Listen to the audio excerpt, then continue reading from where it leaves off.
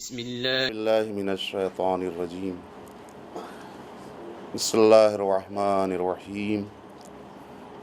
الحمد لله رب العالمين، والصلاة والسلام على أشرف الأنبياء والمرسلين، مخاطب بطه وياسين، مولانا ومولى الكونين جد الحسن والحسين أبي القاسم محمد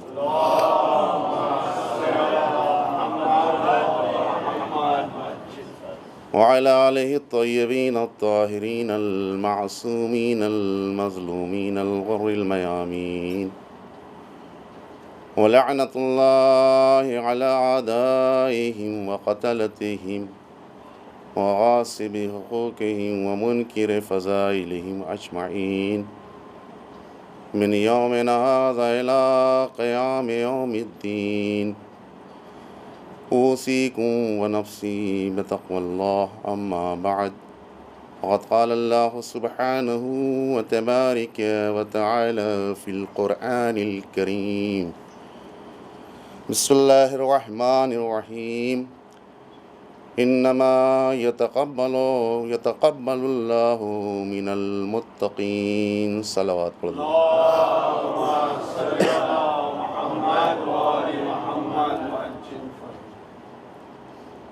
حضرات گرامی قدر، اس پہلے خطبے میں سب سے پہلے میں اپنے نفس اور آپ سب کو تقوی پروردگار عالم کی دعوت دیتا ہوں، اس لیے کہ دنیا و آخرت کی سعادت اسی تقوی میں.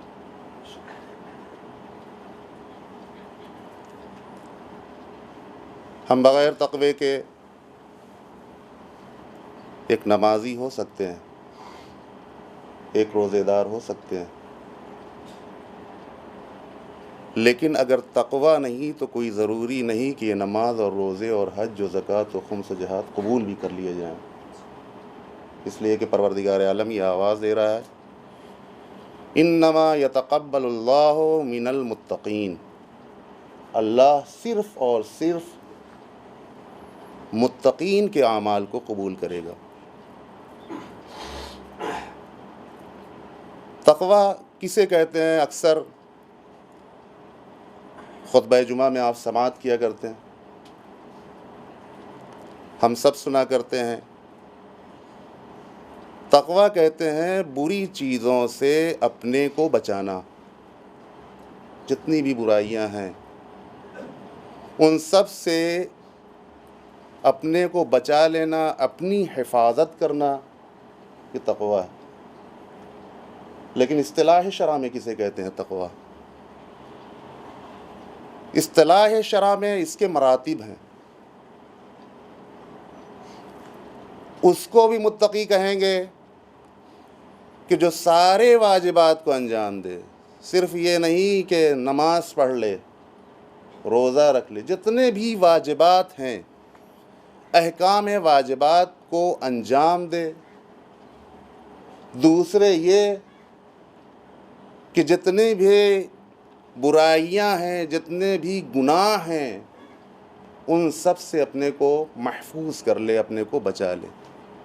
ایک سے نہیں کہ جھوٹ نہیں بولیں گے، جتنی بھی برائیاں ہیں، غیبت، تہمت، الزام، نمامی، چغلخوری، سب سے اپنے کو جب ہم بچا لے جائیں گے، سارے واجبات پر جب ہم عمل کر لیں گے، تب ہم متقی کہلائیں گے. آسان بھی نہیں ہے اور بہت آسان ہے. جو مومن ہے وہ تمام واجبات کو انجام دیتا ہے اور تمام برائیوں سے بچنے کی سعی اور کوشش کرتا ہے. اس کے بعد پھر یہ کہ آپ یہ بھی سماعت کیا کرتے ہیں کہ مولا کی حدیث کی روشنی میں جو خطبہ حمام ہے، اس میں ایک صفت بیان ہوتی ہے ہر جمعے کو کہ متقین کی صفتیں کیا ہیں. ایک زمانے سے یہ صفتیں بیان ہو رہی ہیں. اور ہم کو یہ لگتا ہے کہ جتنی بھی صفتیں آپ کے لیے میں نہیں بیان کر رہا ہوں، اپنے لیے کہہ رہا ہوں، اپنے نفس کے لیے کہہ رہا ہوں، جتنی بھی صفتیں بیان کی گئی ہیں شاید ہی اس میں سے کوئی ایک صفت ہمارے اندر پائی جاتی ہو۔ سنتے ہیں ہم سب، لیکن سننے کے بعد صرف سن لینا کافی نہیں ہے، اس پر عمل کرنا یہ ضروری چیز ہے۔ اور عمل کرنے کے لیے پریکٹس کی ضرورت ہے، تمرین کی ضرورت ہے، زحمت کی ضرورت ہے، دقت کی ضرورت ہے، وقت کی ضرورت ہے۔ لہذا ان صفات کو ہم سنیں بھی، اور اگر سن کر کے ہم نے صرف سن لیا عمل نہیں کیا تو یقین جانیے کہ ہم متقی نہیں ہو سکتے۔ 3 صفتیں معصومین کی روشنی میں خطبہ حمام سے ہٹ کر کے، اس کو مولانا اپنا سیریل بھائی بیان کر رہے ہیں، لہذا اس کو چھیڑنے کی ضرورت نہیں ہے۔ جو 3 خصوصیتیں، صلوات پڑھ دیجیے محمد و آل محمد۔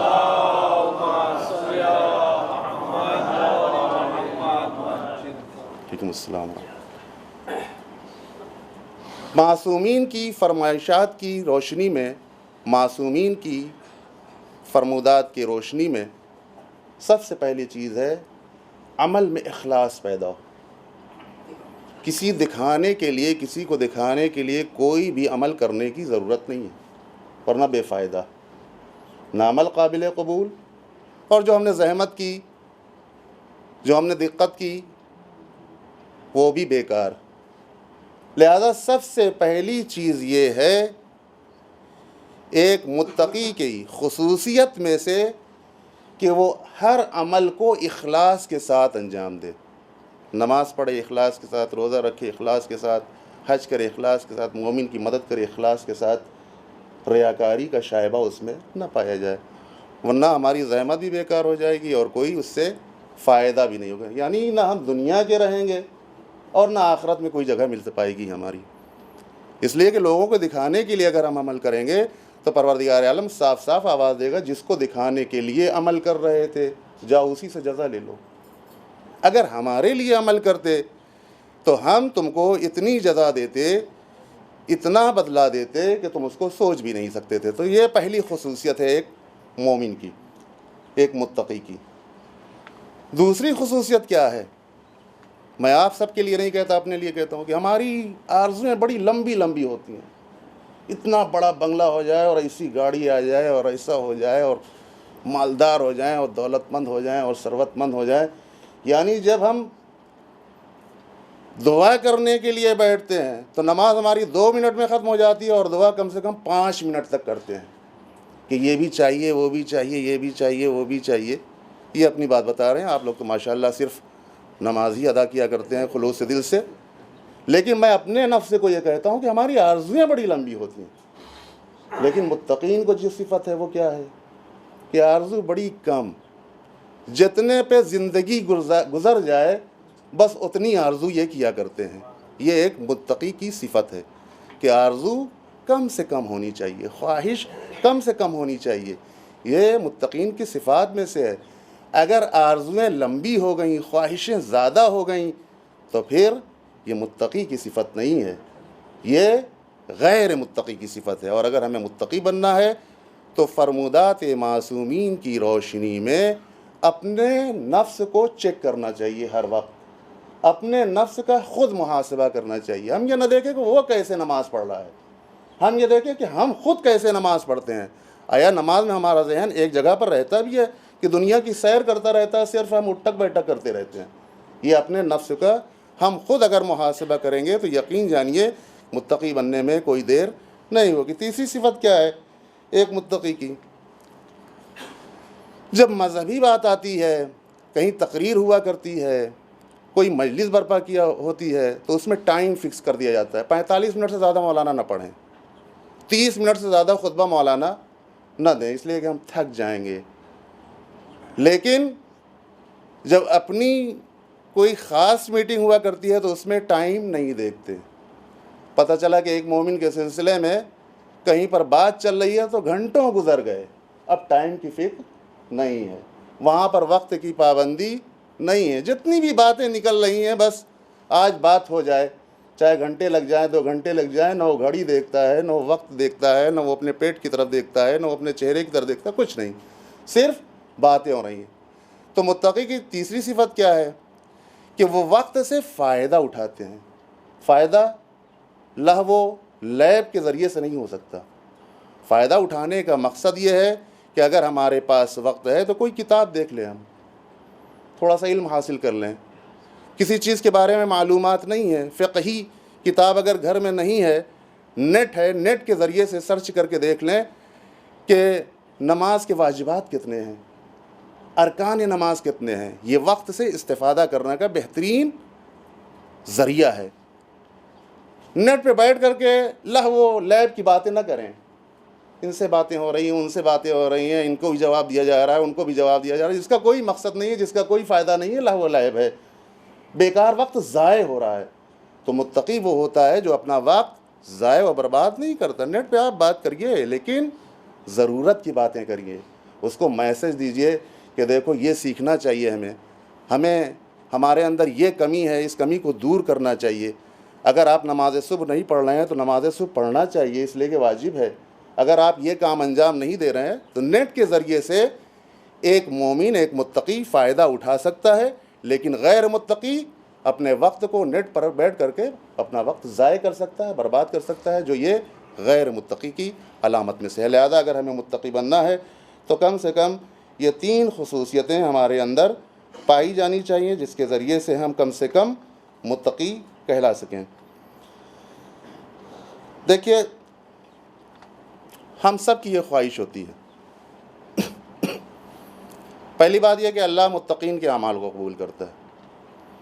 دوسرے یہ کہ اللہ متقین کو دوست رکھتا ہے. ان اللہ یحب المتقین. تو ہم اللہ کے دوستدار بننا چاہتے ہیں کہ نہیں؟ اگر ہاں تو اس کے لیے پھر اپنے طریقے سے کام نہیں کرنا ہے. جو خدا چاہے اس کی مرضی کے مطابق ہمیں کام کرنا ہے, عمل کرنا ہے, تب جا کر کے اللہ ہم کو چاہے گا. اسی طریقے سے ہماری خواہشیں اتنی کثیر اور زیادہ ہوا کرتی ہیں کہ ایک عربی نے رسول خدا کی خدمت میں آ کر کے سوال کیا, یا رسول اللہ ہمیں کچھ باتیں ایسی بتائیے کہ جن کے ذریعے سے ہماری وہ حاجتیں پوری ہو جائیں کہ جو ہمارے دل میں ہیں. ہم چاہتے ہیں کہ کچھ کام بتائیے. آج کے زمانے میں سب سے آسان سا نسخہ کیا ہوتا ہے کہ مولوی صاحب کوئی تعویذ دے دیجئے جس کے ذریعے سے ہمارے رزق میں خوب فراوانی ہو جائے. کوئی ایسی تعویذ دیجئے جس کو ہم گلے میں باندھ لیں اور ہم لاولد ہیں, ہمارے ہاں اولاد پیدا ہو جائے. یہ تعویذ مانگ کر کے مولویوں کو بھی خراب کیا جاتا ہے اور خود بھی خراب ہو رہے ہیں. اس لیے کہ حدیث کی روشنی میں اور روایات کی روشنی میں ایسے ایسے نسخے ہیں ہمارے پاس, ایسے مجرب نسخے ہیں کہ جس پر عمل کیا جائے تو یقین جانیے کہ رزق کی فراوانی بھی ہو سکتی ہے, لاولد با اولاد بھی ہو سکتے ہیں. اور اس کے لیے سب سے عظیم نسخہ جو ہمارے علماء نے فرمایا ہے وہ ہے زیارت عاشوراء کی تلاوت, زیارت عاشوراء کی مداومت. اس کو ہمیشہ ہمیں پڑھنا ہے. اگر رزق کی فراوانی چاہیے زیارت عاشوراء کی تلاوت کریں.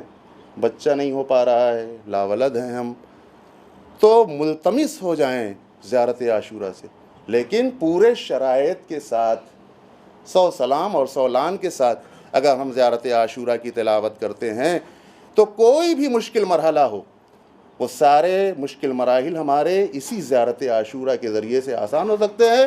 اور دوسرے یہ کہ آپ نے ماہ مبارک رمضان میں مولانا مراد رضا رضوی کی زبانی یہ سنا ہوگا کہ سورہ یاسین بہت مجرب نسخہ ہے. ہم کیوں جا رہے ہیں ایک تعویذ کے چکر میں کہ ایک چھوٹی سی تعویذ مل جائے جس کو اپنے بازو میں باندھ لیں اور ہم کو رزق ملنے لگے. سورہ یاسین میں تو خود یہ بتلایا گیا ہے کہ جو قرآن کی سورہ ہے اور جس کے بارے میں مولانا نے اور علماء نے اس بات کی طرف اشارہ بھی فرمایا ہے کہ کوئی بھی پریشانی آ جائے, کوئی بھی دقت آ جائے, کوئی بھی مشکل میں انسان ہو, اگر سورہ یاسین کو 14 مرتبہ صلوات شروع میں اور سورہ یاسین کی تلاوت کے بعد 14 مرتبہ آخر میں صلوات پڑھ کر کے اس سورہ کو امام زمان کی خدمت میں پیش کر کے ان کے توسل سے جو بھی چاہے گا وہ اس کو ملے گا. اس کی طرف ہم تیار نہیں، اس لیے کہ اس میں وقت لگے گا، اس میں ٹائم صرف ہوگا، کم سے کم 20-25 منٹ تو لگ ہی جائیں گے. لیکن جب تعویذ رہے گی تو اس کو باندھے رہیں گے، اس میں کوئی وقت صرف ہونے والا نہیں، اس میں مشکل بھی نہیں، اس میں زحمت بھی نہیں، اس میں دشواری بھی نہیں ہے. تو عزیزان محترم، تعویذ کے چکر میں نہ پڑ کر کے ہم ایسے امور کو انجام دیں کہ جس کے ذریعے سے ہماری دنیا اور آخرت سنور جائے. دنیا میں بھی فائدہ ہے سورہ یاسین کا پڑھنے کا، اور آخرت میں بھی بہترین سرمایہ ہے. سورہ یاسین کی تلاوت کے ذریعے سے بہترین منزل مل سکتی ہے، بہترین مقام مل سکتا ہے. لہذا عزیزان گرامی، تو ہم یہ خواہش نہ کریں کہ ہم کو ساری چیزیں بغیر کام کیے ہوئے مل جائیں. چاہیے تو عمل کرنا پڑے گا. عربی آتا ہے رسول خدا خدمت میں، یا رسول اللہ ہمیں کچھ عمل بتائیے. وہ تعویذ لینے نہیں آیا تھا، اور اگر رسول چاہتے تو بہترین تعویذ اس کو دے سکتے تھے، لیکن وہ عمل کی بات کرنے کے لیے آیا تھا. یا رسول اللہ کچھ عمل بتائیے ہمیں جس کو کرنے کے بعد ہماری دقت، ہماری پریشانی، ہماری مصیبت ختم ہو جائے. کیا عمل چاہتا تھا وہ؟ کہتا یا رسول اللہ یہ بتائیے ہمیں کہ ہم کیا کریں کہ جس کے ذریعے سے خدا ہم کو چاہنے لگے. ایسا عمل ہمیں بتا دیجیے. اس لیے کہ جب خدا چاہے گا تو لازمہ اس کا یہ ہے کہ رسول بھی چاہنے لگیں گے، معصومین بھی چاہنے لگیں گے، اولیاء الہی بھی چاہنے لگیں گے. لہذا کوئی ایسا عمل ہمیں بتا دیجیے کہ جس کے ذریعے سے ہم کو اللہ چاہنے لگے. رسول نے کیا بتایا کہ اگر تقوی اختیار کرو گے تو اللہ تم کو چاہنا لگے گا. اس لیے کہ قرآن میں اس نے یہ ارشاد فرمایا ہے ان اللہ یحب المتقین، بے شک اللہ متقین کو دوست رکھتا ہے، متقین کو چاہتا ہے. تو یہ عمل اگر تم انجام دینے لگو گے تو اللہ تم کو دوست رکھے گا. دوسرا کام کیا ہے؟ ہماری بھی یہ خواہش ہوتی ہے کہ لوگ ہم کو دوست رکھیں. ایسا نہ ہو کہ جدھر سے ہم گزر جائیں لوگ نفرت کی نظر سے دیکھیں، بلکہ ہماری تمنا یہ ہوتی ہے، ہماری خواہش یہ ہوتی ہے کہ جس طرف سے بھی ہم گزریں لوگ محبت بھری نظر سے ہم کو دیکھیں اور اپنا دوست ہم کو گردانیں، اپنا چاہنے والا ہمیں شمار کریں. اس نے بھی سوال کیا کہ ہم کیا کریں کہ لوگ ہم کو چاہنے لگیں، لوگوں میں محبت پیدا ہو جائے، لوگوں کے دل میں ہماری محبت بیٹھ جائے. ہمیں کیا کرنا ہے؟ تو رسول نے فرمایا کہ دیکھو لالچ چھوڑ دو. اگر کسی سے تم لالچ کی بنیاد پہ ملو گے تو پھر وہ نفرت کرنے لگے گا. بغیر لالچ کے اگر تم اس کے ساتھ احسان کرو گے کسی انسان کے ساتھ تو تم کو محبت بھری نظر سے دیکھنے لگے گا اور تم کو لوگ چاہنے لگیں گے، تمہارے لوگ دوست ہو جائیں گے. اس لیے کہ الانسان عبید الاحسان، انسان جو ہے وہ احسان کا غلام ہے. اگر احسان کرو گے کسی کے ساتھ تو تم کو آٹومیٹک خود بخود وہ چاہنے لگے گا. لیکن اگر طمع رکھو گے، لالچ رکھو گے اس سے تو تم سے نفرت کرے گا اور تم سے وہ دور ہوتا چلا جائے گا. لہذا اگر تم یہ چاہتے ہو کہ لوگ تم کو دوست رکھیں تو ضروری یہ ہے کہ تم اس کے ساتھ احسان کرو. تیسرا یہ جس کی طرف میں نے اشارہ کیا تھا کہ اکثر نمازوں میں، اکثر دعاؤں میں اس بات کی طرف ہم راجع ہوتے ہیں کہ ہمارا مال زیادہ ہو جائے، لیکن صرف دعا ہی دعا. نماز پڑھ لی 2 رکعت، اس کے بعد دعا، پروردگار اتنا دے دے کہ ہم سے بڑا کوئی آدمی نہ بن پائے، دولت ہی دولت ہو، سرمایہ ہی سرمایہ ہو، فراوانی ہو سرمایہ کی. اس نے بھی کہا یا رسول اللہ ایسا عمل بتائیے کہ جس کے ذریعے سے ہمارا مال بڑھے، مال میں زیادتی ہو. تو رسول نے کیا کہا؟ رسول اسلام نے فرمایا کہ تم اگر اپنے مال کو زیادہ کرنا چاہتے ہو تو زکوٰۃ دو. اور زکوٰۃ سے یہاں زکوٰۃ واجبی اور مستحبی دونوں مراد ہے. یعنی اگر تم انفاق کرو گے تو پروردگار عالم تمہارے مال میں اضافہ کرتا چلا جائے گا، خود بخود اضافہ ہوگا مال میں. ہم کو جتنا پروردگار عالم دے رہا ہے، اگر ہم واجب زکوٰۃ اور مستحبی زکوٰۃ کو ادا کرتے رہیں تو یقین جانیے کہ ہمارے مال میں کمی نہیں ہونے پائے گی، ہمارے مال میں زیادتی ہوگی، ہمارے مال میں فراوانی ہوگی. لیکن یہ عمل کرنا پڑے گا اور پیسے کو خرچ کرنا پڑے گا. اس کے بعد یہ کہ ہم لوگ شفا بھی چاہتے ہیں. کون انسان ایسا ہے کہ جو چاہے کہ ہم بیمار رہیں؟ کوئی چاہتا ہے کہ بیمار رہیں، اور بیمار ہونا بھی اچھی چیز نہیں ہے۔ جسم اگر سالم رہے گا ہمارا تو ہم عبادت اچھی طریقے سے کریں گے، نماز شب اٹھ کر کے پڑھیں گے، روزہ رکھ لیں گے، مستحبی نمازیں ادا کریں گے۔ جسم سالم ہر انسان چاہتا ہے، ہر انسان کی غرض یہ ہوتی ہے کہ ہم بیمار نہ پڑنے پائیں، ہم مریض نہ ہونے پائیں۔ اس نے بھی سوال کیا، یا رسول اللہ کیا کریں ہم کہ ہمارا جسم ہمیشہ ہمیشہ سالم رہے، ہم مریض نہ ہونے پائیں؟ تو رسول نے فرمایا کہ اگر تم چاہتے ہو کہ تمہارا جسم سالم رہے، تم مریض نہ ہونے پاؤ، تو صبح کے وقت میں اور عصر کے وقت میں صدقہ دیا کرو۔ صبح کے وقت صدقہ اور عصر کے وقت 8 آنا صدقہ مت دینا، اس لیے کہ اس کی کوئی ویلیو نہیں ہے۔ اپنے جسم کے مطابق صدقہ نکالا جائے، جتنے انسان کے اندر امکان ہے اتنا صدقہ نکالا جائے۔ یہ نہیں کہ 8 آنا 1 روپے نکال دیا اور سوچا کہ اب اس کے ذریعے سے ہم مریض نہیں ہوں گے، نہیں، اتنا صدقہ نکالا جائے کہ کسی ایک مومن کو اگر دیا جائے تو اس کے ذریعے سے کم پیٹ بھر سکے، اتنا صدقہ نکالنا چاہیے۔ اور عزیزان محترم، اس لیے کہ روایت میں یہ وارد ہوا ہے کہ صدقے کے ذریعے سے اپنے بلاؤں کو دور کرو۔ تم کوئی بھی بلا ہو، چاہے جسمانی بلا ہو، چاہے روحانی بلا ہو، ہر بلا کو ہم صدقے کے ذریعے سے دور کر سکتے ہیں۔ تو رسول نے ایک پیغام یہ دیا اور ایک عمل یہ بتایا کہ اگر ہم یہ چاہتے ہیں کہ ہمارا جسم سالم رہے، ہم مریض نہ ہونے پائیں، تو صبح کے وقت میں اور عصر کے وقت میں صدقہ نکالیں، انشاءاللہ ہمارا جسم سالم رہے گا، جس کے ذریعے سے ہم بہترین سرمایہ آخرت کے لیے اکٹھا کر سکتے ہیں۔ 5ویں چیز، ہم میں سے ہر انسان یہ چاہتا ہے کہ اس دنیا میں زیادہ سے زیادہ زندگی گزارے، یعنی طولانی عمر ہم چاہتے ہیں، اور دعائیں بھی اسی اعتبار سے کی جاتی ہیں کہ فلاں کو طول عمر دے، فلاں کی عمر لمبی ہو جائے۔ اور اگر کسی کے عمر کے گھٹنے کی دعا کریں گے تو یقین جانیے کہ وہی ہم کو سب سے پہلے مارنے کے لیے تیار ہو جائے گا۔ تمہارا دماغ خراب ہے، کیوں یہ چاہ رہے ہو ہماری عمر کے گھٹنے کے لیے کیوں دعا کر رہے ہو؟ ہماری عمر کی طولانی ہونے کے لیے دعا کرو۔ تو اس نے بھی سوال کیا، یا رسول اللہ ہم کیا کریں کہ ہماری عمر طولانی ہو جائے؟ تو رسول نے ایک نسخہ بتایا، ایک عمل بتایا کہ اپنے عزیزوں کے ساتھ، اپنے رشتہ داروں کے ساتھ صلہ رحم کرو۔ صلہ رحم کے ذریعے سے عمر انسان کی طویل ہو جایا کرتی ہے، عمر لمبی ہو جایا کرتی ہے۔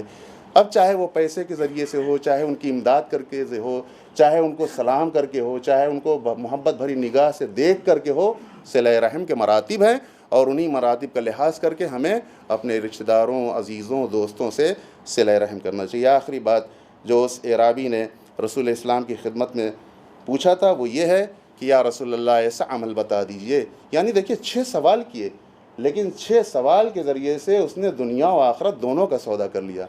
یا رسول اللہ ایسا عمل بتائیے کہ ہم آخرت میں آپ کے ساتھ محشور ہوں۔ دنیا بھی مانگ لی، جسم سالم چاہیے، رزق وسیع چاہیے، بیمار نہ ہونے پائیں ہم، مریض نہ ہونے پائیں ہم، اور اس کے بعد یا رسول اللہ ایسا عمل بتا دیجئے کہ جس کے ذریعے سے ہمارا محشور آپ کے ساتھ ہو۔ رسول نے فرمایا کہ اگر تم ہمارے ساتھ محشور ہونا چاہتے ہو تو اپنے سجدے کو طولانی کر دو۔ جتنا لمبا سجدہ کرو گے خلوص نیت کے ساتھ، تم انشاءاللہ ہمارے ساتھ محشور ہوگے۔ تو ہمیں چاہیے یہ کہ ان 6 باتوں کو اپنے ذہن میں رکھ کر کے اگر دنیا و آخرت کی سعادت کو ہم چاہتے ہیں تو رسول کے فرمودات کے مطابق عمل کرنا شروع کر دیں۔ یقین جانیے ہماری دنیا بھی بہترین ہو جائے گی اور آخرت میں بھی بہترین سرمایے کے ساتھ ساتھ رسول کے ساتھ اور اہل بیت اطہار علیہم الصلاۃ کے ساتھ ہم محشور بھی ہو جائیں گے۔ بسم اللہ الرحمن الرحیم، انا اعطیناک الکوثر فصل لربک وانحر ان شانئک هو الابتر۔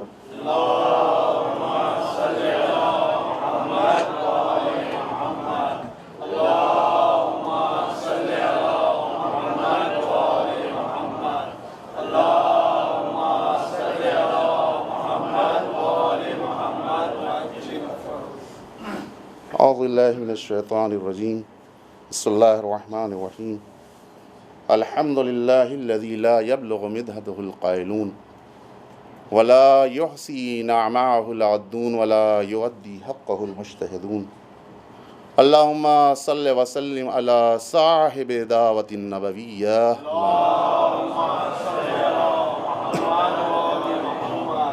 وعلی وعلى صولة الحيدرية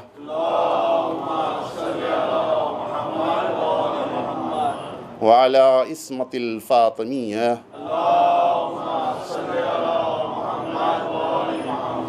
والحلم الحسنية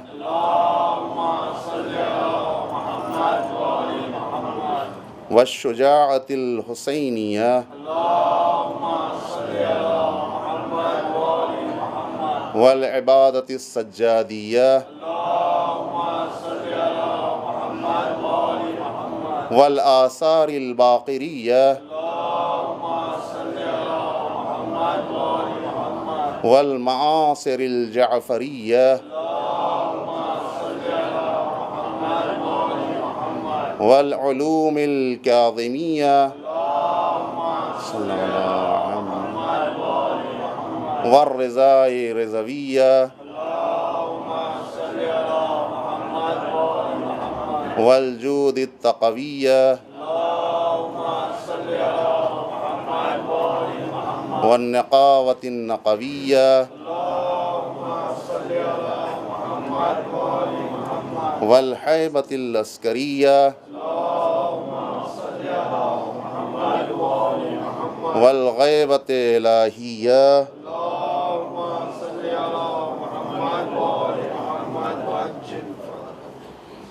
اس دوسرے خطبے میں بھی سب سے پہلے اپنے نفس کو اور آپ سب کو تقوی پروردگار کی دعوت دیتا ہوں، اور پروردگار عالم سے یہ دعا کرتا ہوں کہ پروردگار ہم سب کو تقوی اختیار کرنے کی توفیق عنایت فرمائے۔ عزیزان محترم، یہ تقوی ہی ہے، ایک ایسی چیز ہے کہ جس کے ذریعے سے انسان سعادت کی منزلوں کو سر کر سکتا ہے۔ جیسا کہ آپ جانتے ہیں کہ جناب سلمان فارسی کا تذکرہ ہم ضرور کیا کرتے ہیں، اور اس کی ایک وجہ بھی ہے۔ سلمان من اہل البیت کا مصداق ہونا کوئی معمولی مرحلہ نہیں ہے۔ ایک غیر عربی انسان رسول کی اور آل رسول کی اس طرح سے اطاعت کرے کہ رسول اس کو فرما دیں سلمان و منا اہل البیت، کتنی بڑی منزلت ہے، کتنی بڑی فضیلت ہے۔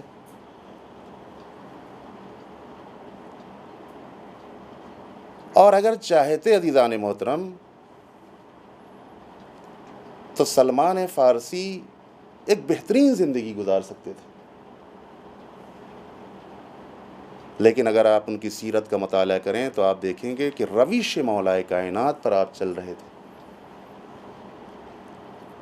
اور ایک بات کی طرف آپ نے اشارہ بھی فرمایا، کسی بزم میں جب لوگ جمع تھے تو کہنے لگے دیکھو اگر تم کو کچھ بھی چاہیے، یہ پیغام ہے جناب سلمان فارسی کا، کہا تھا 1400 سال پہلے، لیکن آج بھی اگر ہم استفادہ کرنا چاہیں تو ان کی باتوں سے بھرپور فائدہ اٹھا سکتے ہیں کہ دیکھو اگر تم کو کچھ بھی چاہیے تو محمد اور آل محمد کے توسط سے تمہیں سب کچھ مل سکتا ہے۔ یہ جناب سلمان فارسی نے کہہ تو دیا جناب سلمان فارسی نے، لیکن وہاں پہ کچھ لوگ ایسے تھے کہہ رہے تھے کہ سلمان اگر ان کے وسیلے سے سب کچھ مل سکتا ہے تو تم یہ دعا کرو کہ ان کے توسط سے تم بہترین اور پورے شہر میں مالدار ترین انسان ہو جاؤ۔ یعنی ایک طریقے کا لوگوں نے تانا دیا کہ تم یہ سمجھتے ہو کہ ان کے ذریعے سے سب کچھ مل سکتا ہے، لیکن ہم کو اس وقت یقین ہوگا کہ جب مالدار ترین انسان تم ہو جاؤ گے۔ جناب سلمان فارسی نے بھرپور جواب دیا ان کو، اور ایسا تماچا لگایا کہ آج تک تاریخ میں سنہرے قلم سے مرقوم ہے، سنہرے روشنائی سے آج تک وہ حدیث ثبت ہے۔ کہا دیکھو تم یہ سوچتے ہو کہ ہمیں کچھ نہیں ملا، ہم نے 3 چیزیں انہی کے توسط سے مانگی ہیں، اور وہ تینوں چیزیں ہمیں مل گئیں جو دنیا و ما فیہا سے افضل اور برتر ہے ہماری نظر میں۔ یہ کون کہہ رہا ہے؟ یہ سلمان منا اہل البیت کا مصداق کہہ رہا ہے، جو ایمان کے آخری منزل پر فائز ہے، وہ ان لوگوں کو بتانا چاہتا ہے کہ ہم نے 3 دعائیں انہی کے توسط سے کی ہیں، اور تینوں چیزیں ہمیں ملی ہیں جو دنیا و ما فیہا سے افضل و برتر ہے۔ سب سے پہلی چیز کیا ہے؟ سن لو۔ پہلی چیز یہ ہے کہ ہم نے یہ مانگا ہے کہ میری زبان خدا کے ذکر میں مشغول رہے۔ جب ہماری زبان خدا کے ذکر میں مشغول رہے گی تو ہم نہ جھوٹ بولیں گے، نہ غیبت کریں گے، نہ کسی پر تہمت لگائیں گے۔ ہمیشہ ذکر خداوندی ہماری زبان پر جاری ہوگی، اور وہ چیز ہمیں مل گئی، ہم ہر وقت ہما وقت ذکر خداوندی میں مشغول رہتے ہیں۔ یہ چیز ہمیں مل گئی جو بہترین ہمارے لیے سرمایہ ہے۔ دوسرے یہ کہ میں نے یہ دعا کی اور یہ مانگا انہی کے توسط سے، اہل بیت اطہار کے توسط سے، کہ میرا قلب خاشع ہو۔ ایسا نہ ہو کہ 2 رکعت نماز پڑھ کر کے ہم اکڑنے لگے ہیں کہ ہم سے اچھی نماز، ہم سے اچھی قرات، ہم سے اچھا ذکر، ہم سے اچھا تشہد، ہم سے اچھا کلام اور ہم سے اچھا قیام کسی کا نہیں تھا۔ اگر اکڑنے لگے تو پھر تکبر آ گیا، گھمنڈ آ گیا۔ اگر گھمنڈ آ گیا تو اللہ گھمنڈ کو پسند نہیں کرتا۔ نماز کو ہمارے منہ پہ پھینک دے گا، لے جاؤ اپنی نماز۔ تمہاری نماز کی کیا ویلو ہے؟ دیکھتے نہیں ہو کتنا خاشع ترین انسان ہے کہ جو سر سجدے میں رکھ کر کے آواز دے رہا سبحان ربی الاعلی و بحمدہ۔ ہمیں اس کے سجدے کی ضرورت ہے، اس لیے کہ وہ خشوع کی منزل میں ہے، اس لیے کہ وہ خضوع کی منزل میں ہے۔ لہٰذا جناب سلمان فارسی کہتے ہیں کہ ہمارا دل اور ہمارا قلب خشوع کی منزل میں آ جائے۔ ہم جو عبادت کریں، ہم جو کام انجام دیں، اس عبادت کے ذریعے سے اکڑنے نہ لگیں، بلکہ انکسار پیدا ہو جائے ہمارے اندر کہ پروردگار یہ ہماری ناقص عبادت، یہ ہماری ناقص نماز کہ جس کی ہمارے یہاں کوئی قیمت نہیں ہے پروردگار، ہم نے تو صحیح طریقے سے قیام بھی نہیں کیا پروردگار، ہم نے تو تیرا صحیح طریقے سے ذکر بھی نہیں کیا پروردگار۔ اب یہ نماز کی ویلو بڑھ جایا کرتی ہے بارگاہ ہدیت میں، وہ نماز قبول کر لی جاتی ہے، اس لیے کہ انکسار ہے، اس لیے کہ قلب خاضع ہے، خشوع کی منزل میں ہی انسان۔ تیسری چیز جو جناب سلمان فارسی نے مانگی تھی اہل بیت اطہار کے توسط سے، اور انہوں نے بتلایا کہ شدائد میں، تکلیفات میں، پریشانیوں میں صبر ہمیں عنایت فرما دے۔ جب انسان کے اندر تکلیف ہوتی ہے، جب انسان شدائد میں گرفتار ہوتا ہے تو اس کے بعد صبر کا پیمانہ لبریز ہو جایا کرتا ہے۔ لیکن جناب سلمان فارسی کہتے پروردگار بڑی سے بڑی تکلیف ہو، بڑی سے بڑے شدائد ہوں، لیکن ان شدائد اور تکلیفات میں ہمیں صبر عنایت فرما دے کہ جس کے ذریعے سے ہم تیرے خاص بندوں میں ہمارا شمار ہونے لگے۔